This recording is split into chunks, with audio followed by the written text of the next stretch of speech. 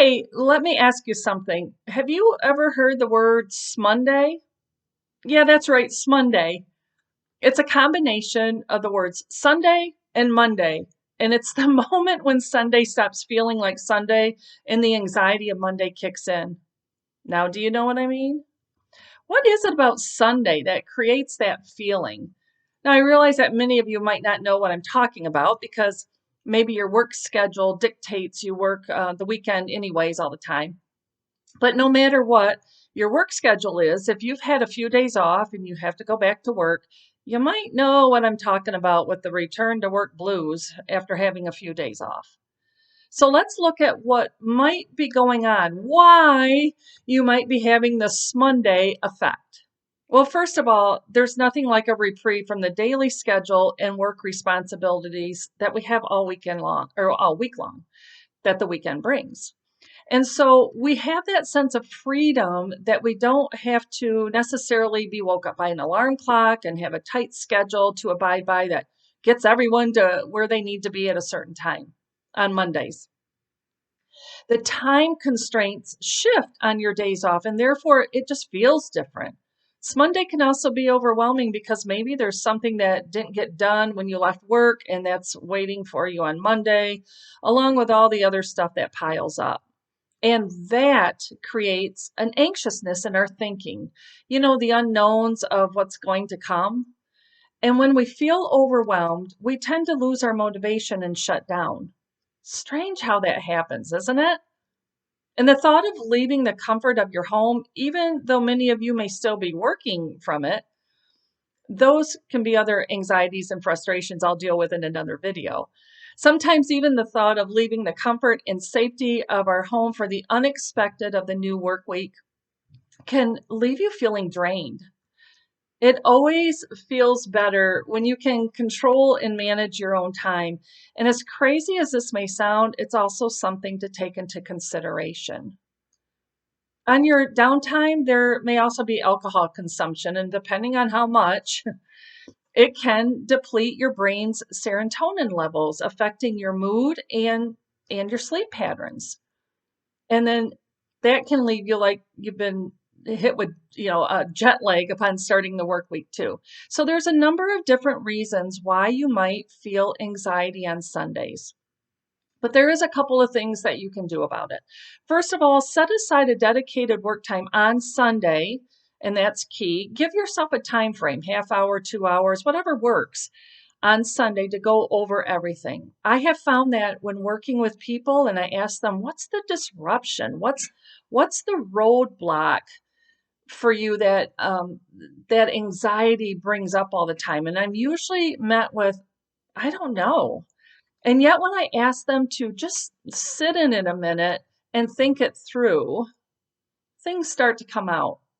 So if you don't have me there coaching you through it, what are some things that you come up with when you just sit with it for a minute and then start thinking things through?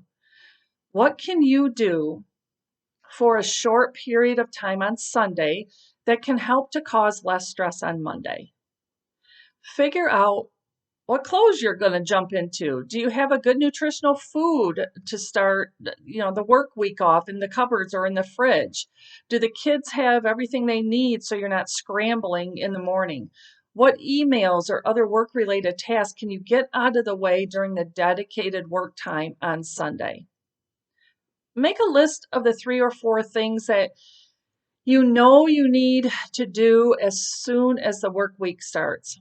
I have found that when I do that my 3 or 4 things can be whittled down to 1 or 2 things that I really have to do first and foremost. And it just helps me to prioritize all the things I have to do. And then once that time frame is up, determine that you are not going to do anything else until the work day begins. Choose to enjoy your Sunday differently. So that's the second thing. Choose to be deliberate about how you spend your Sunday. Tell yourself every time you start fussing about things that have to be done and you're feeling overwhelmed and you don't know why, tell yourself you're going to set aside time later in the day or whenever you choose to do it to figure out the work anxiety and that you're going to choose to enjoy the day and then get busy with the day. You need good self-care. You need a reprieve from the regularity of work life too. Do something different than fuss about work. You know, anxiety can feel like loud energy that physically zooms around the body. And sometimes the best thing for calming anxiety is to be active. Yeah, it's true. Walking, biking, playing frisbee, organizing the garage, yard work, activity, movement can be very helpful for dispersing the anxiety that we feel within our bodies. Be very aware of your negative thoughts and how they can drag down your whole Sunday. And man, that's not fair to you. You rob yourself of the whole day that you could have to enjoy. And finally, plan something enjoyable in the coming week, something you can look forward to, maybe a dinner date with someone or an activity you're going to watch or be involved in, like golf or bowling or watching a ball game. Think of something that you enjoy that's different than the workday and plan it so you'll do it. Listen, Mondays are hard and Sunday anxiety is real, but with a little practice and gentle reminders to yourself that you can change the rut you're in is good news. Find the routine that works for you, but make sure you do it on a consistent basis for long-term results. Take one Sunday at a time and start to do something different. And if you have a partner or a friend, make sure that you tell them of the changes that you're trying to make so that they can not only be an accountability partner, but someone that you can do things with to make sure your Sundays stay as anxious-free as possible.